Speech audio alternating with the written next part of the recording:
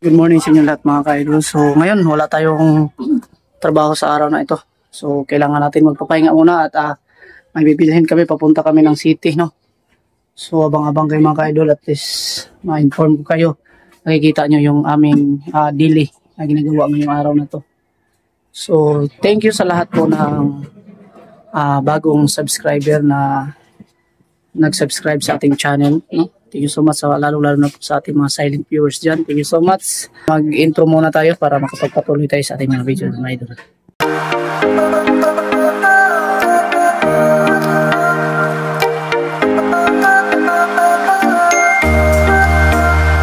Mga kaidol, sa City Hardware, tingin tayo, naghanap tayo dito ng pinto para sa CR, no? Kasi may kakabitan tayo. So naghanap tayo kung anong maganda likod. Ito po ay plastic pero makapal siya mga plastic po. Maganda siya tingnan. Patis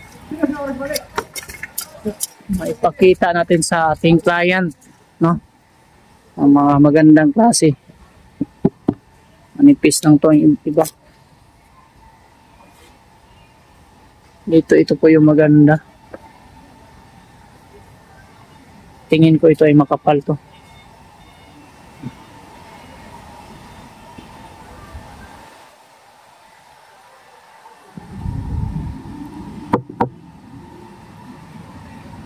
Para sa CR.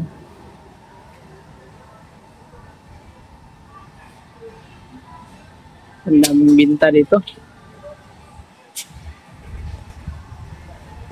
Siyan mga ka-idol, dito tayo sa Mr. DIY, no? Namili tayo ng mga chinilas. Dalahan natin sa bukid. Ayan, bigay natin sa ating mga kapatid at saka pamangkin. Ayan. Ito lahat bibigay sa aming bukirin, sa aking mga pamangkin, no? At saka yung mga kapatid yan.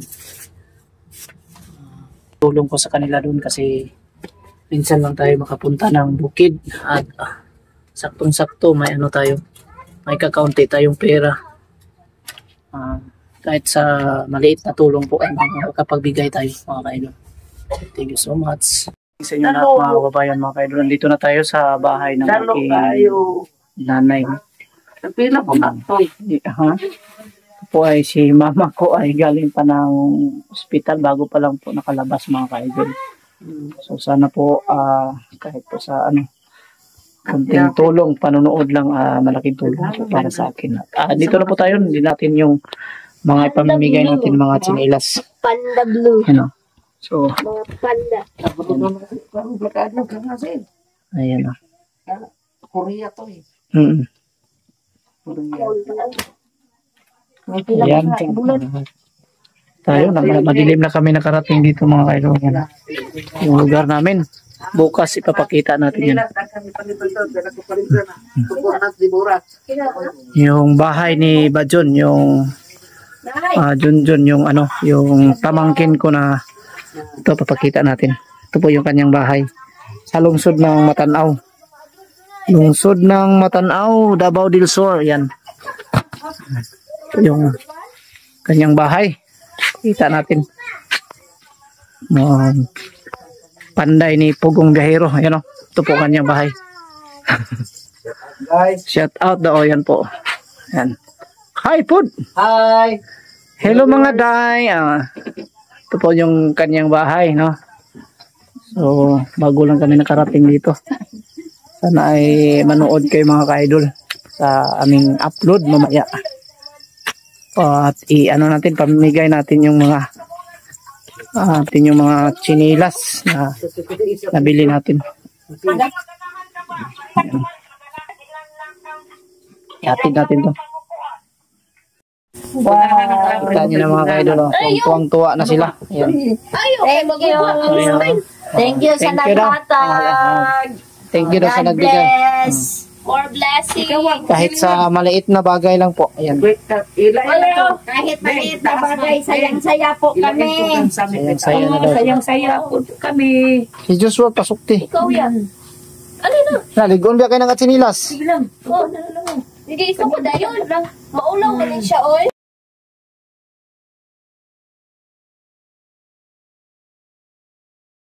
Yan.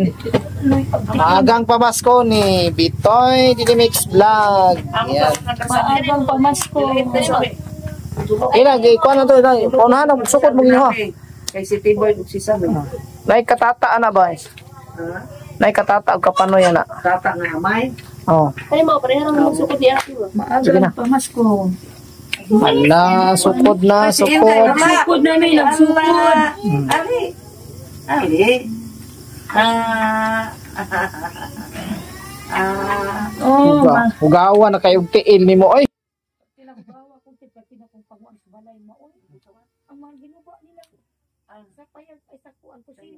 Magandang gabi sa inyong lahat dyan mga ka-idol. So, hindi tayo makatulog. Ano pala, hindi pa pala tayo nakapag-upload ng video. So, ayan po. So, ang kaganapan po dito ay kung nakikita yung video ay sobrang nagpapasalamat po ang aking mga kapatid dito at aking pamangkin sa binigay kong mga chinilas ka kunting ano lang, kunting pasalubong. Maliit na bagay lang pero masaya na po sila doon. Maagang pamasko natin kasi natapos yung mga trabaho natin doon sa Davao at may ano tayo, may ganansya tayo na kunti. Tapos ayan, pinamili natin ng chinilas, no? At may iba pa na binigay natin pero hindi na lang natin binibidyo yung iba kasi parang ano yan, parang nahihiya ako. At ngayon gabi ito mag-upload tayo ng kaunti, no? Bukas may upload tayo din. Sana ay manood rin po kayo sa aking videos mga ka-idol. So makikita nyo yung previous videos natin na binili natin yung mga chinilas para po dito sa bukid, no? Dito tayo. Ito po yung lugar namin nung una. Nung dito pa ako nakatira sa lungsod ng Matanaw or barangay na to, Barangay Bangkal, no? So thank you sa lahat na nakarelate sa ating pamumuhay nung una na ganitong sistema na naranasan namin ng pamumuhay noon. Halos ano lang po, namumuhay kami na isang kahig, isang tuka. Wala kang ginagawa hanggang maghapon, wala kang kakainin. So, ganun. Makasaing sa isang araw, isang bisis lang po makakain. Ayan. So, nagpapasalamat ako sa inyo lahat mga kaidol, sa inyong kabaitan, sa patuloy niyong suporta sa ating channel. No? Sana po ay hindi po kayo magsawang manood sa ating mga videos at kahit po ngayon hindi masyadong kagandahan.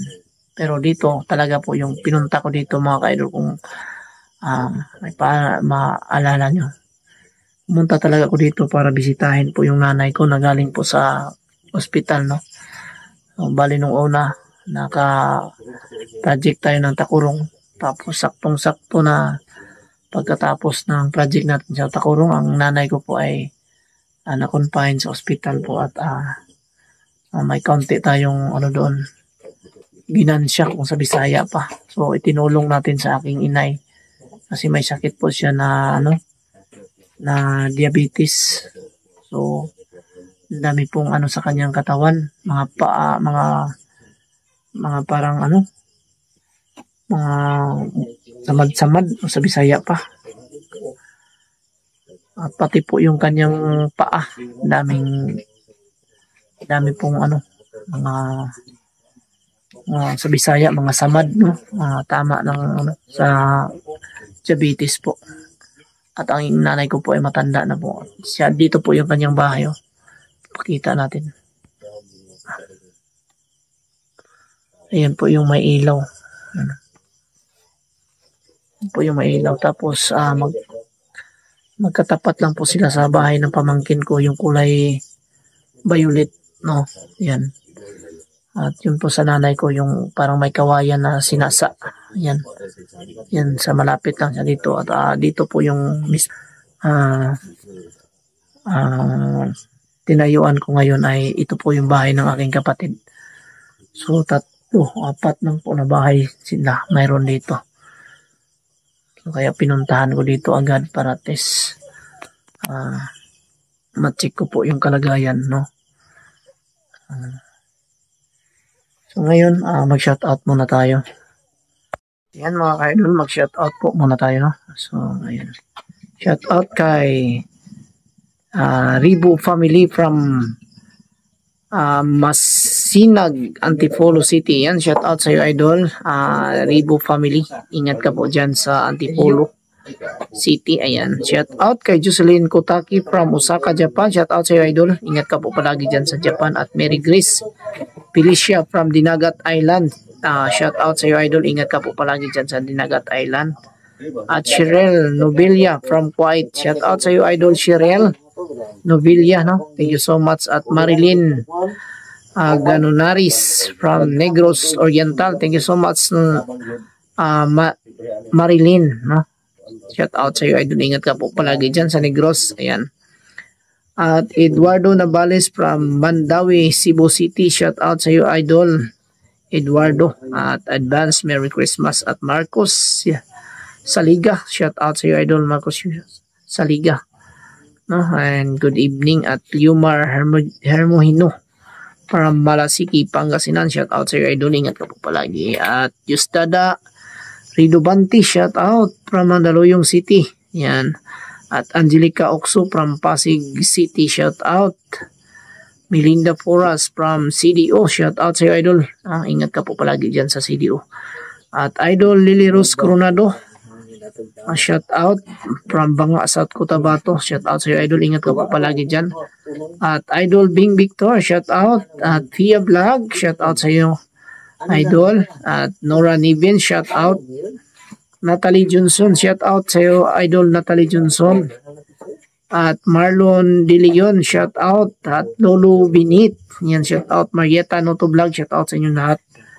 At idol Busy Made Busy Kitchen or Chief Maria, thank you so much, idol, sa iyong kabaitan at suporta, no? And John Ray Yungko, shout out.